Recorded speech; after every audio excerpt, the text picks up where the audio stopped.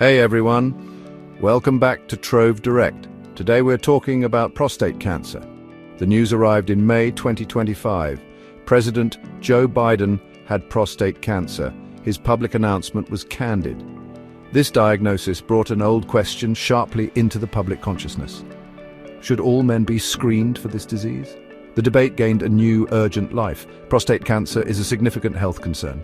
In America, it is widespread. It is the second most diagnosed cancer in men. Only breast cancer affects more people overall. Across the Atlantic and in England, the numbers differ. There, prostate cancer is the most common. Statistically, about 1 in 8 men will face this diagnosis in their lifetime. These figures underscore its pervasive presence. The disease does not only affect older men, younger men can also be vulnerable. Sir Chris Hoy is a stark example. He is a celebrated British Olympic cyclist. In 2024, at age 48, he shared his news. He had an aggressive terminal form.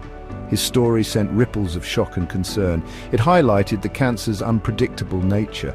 These high-profile cases serve as potent reminders.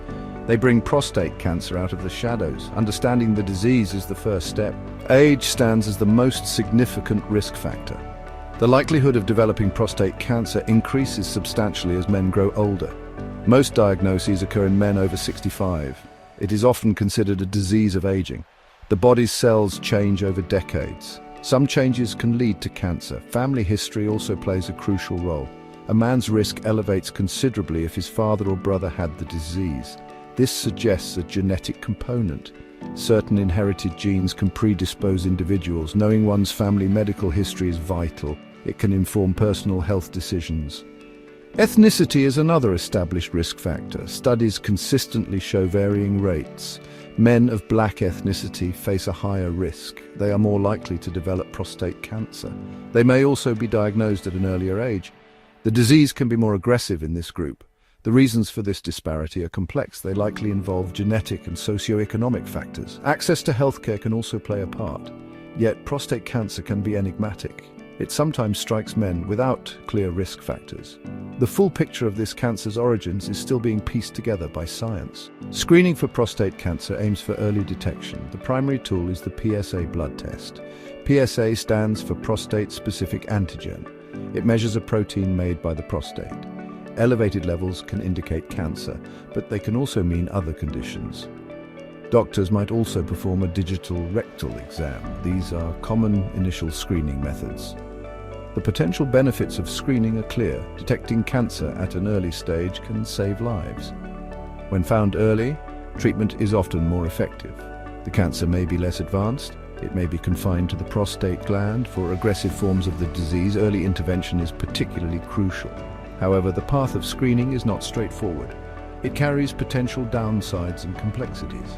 One major issue is overdiagnosis. Screening can detect slow-growing, indolent cancers. These are cancers that might never cause symptoms. Diagnosing these can lead to unnecessary anxiety. It can also lead to unnecessary treatments. Surgery and radiation are common treatments. These can cause erectile dysfunction. They can also cause urinary incontinence. The question of whether men should be screened for prostate cancer remains complex. There is no single, universally correct answer.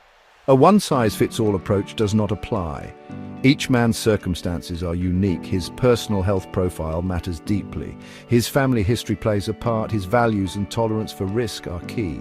The decision is profoundly personal. It requires careful thought. Informed discussion is therefore paramount. Men should engage with their healthcare providers. A conversation about prostate cancer screening should cover individual risk factors. It should explore the potential benefits. It must also plainly state potential harms. Understanding the uncertainties of tests and the implications of results is essential. This shared decision-making process is vital. It empowers men to choose wisely. Consulting with doctors, understanding risks, and making choices aligned with personal values are the best path forward.